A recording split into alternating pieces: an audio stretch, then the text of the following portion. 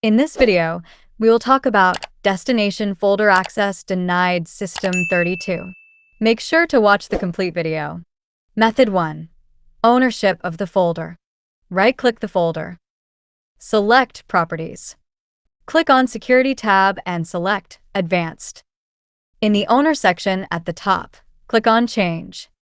Enter your username and click Check Names.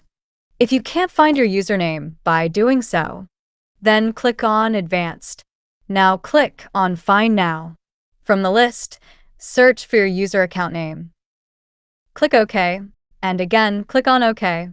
Check the box of Replace Owner on subcontainers and objects if you want to apply ownership to all subfolders and files. Click Apply and OK to confirm. You can use the same process for the system32 folder. However, it's not a good idea to take ownership of this folder on your Windows 11 system. The system32 folder contains important system files, and changing its ownership or permissions might cause problems like system crashes or even prevent your computer from starting up properly. Method 2. Check account as an administrator. Click on Search. Type Control. Select Open. Click on User Accounts. Again, open the user accounts. Click on Manage Another Account. From here, you can check if your account has administrator rights or not. Method 3. Enabled Hidden Administrator Account. Click in Search. Type CMD. Select Run as Administrator. Click on Yes.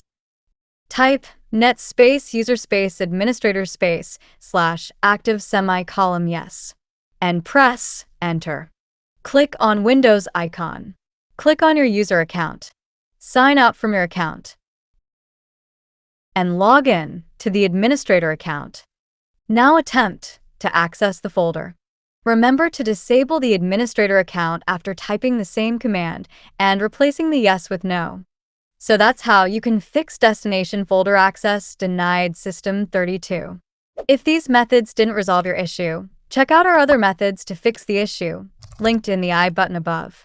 That's all for today. See you in the next video.